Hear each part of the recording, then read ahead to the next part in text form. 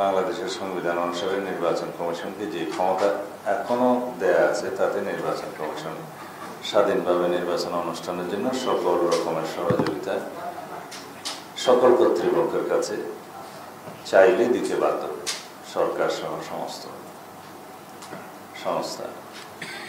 অতীতে এই নির্বাচন কমিশন এই ক্ষমতা ভোগ করতে পারেনি, কারণ নির্বাহী বিভাগের কর্তৃত্ব ছিল অতি বেশি। বর্তমানে সে পরিবেশ নেই।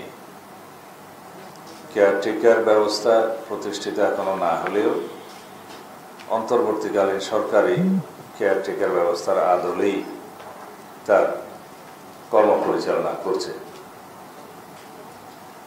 যখন কেয়ারটেকার সরকার ব্যবস্থা প্রতিষ্ঠিত হয়ে যাবে পূর্ণাঙ্গভাবে, তখন কেয়ারটেকার ব্যবস্থার অধীনে নির্ধারিত সময়সীমার অধীনে পরবর্তী নির্বাচনগুলো হবে। বর্তমানে অন্তর্বর্তীকালীন সরকার যে নির্বাচনের সময়সীমা ঘোষণা করেছেন এবং নির্বাচন কমিশন সেই ইনস্ট্রাকশন মাফিক যে রোডম্যাপ ঘোষণা করেছে,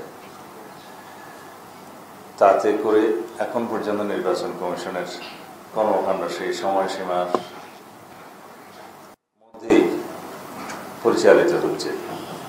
বরং বলা যায় ডিলিমিটেশন যে গেজেট নোটিফিকেশন হয়েছে সেটা আরো অ্যাডভান্স হয়েছে। তো এই হিসাবে নির্বাচন কমিশনের প্রস্তুতি রোডম্যাপ অনুযায়ী সমাপ্ত হবে বলে আমরা বিশ্বাস করি। তাদের সেই পরিকল্পনা ছিল, আছে।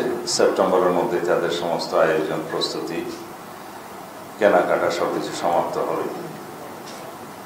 এখন আমাদের সামনে সবচেয়ে বড় প্রশ্ন সবাই যেটা করে যে সংস্কার, বিচার এবং নির্বাচন এগুলো কি পরস্পর নির্ভরশীল বিষয়? এখানে পরিষ্কারভাবে বলতে গেলে এগুলা মিউচুয়ালি ইন্টারডিপেন্ডেন্সি, কোনটার উপরে কোনোটা নেই। তার মানে এগুলো পরস্পর নির্ভরশীল বিষয় নয়।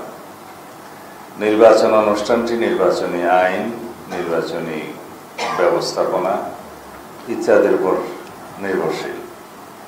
কিন্তু যেহেতু বর্তমান প্রেক্ষিতে অতীতের অভিজ্ঞতায় একটি সুষ্ঠু নির্বাচন অনুষ্ঠান করা একটা চ্যালেঞ্জ, সেজন্য এই আইন কানুনগুলো ঐকমত্য কমিশনের মাধ্যমে যে সংশোধনের প্রস্তাবগুলো গৃহীত হয়েছে সেগুলো অবশ্যই নির্বাচনের আগে বাস্তবায়ন হওয়া দরকার।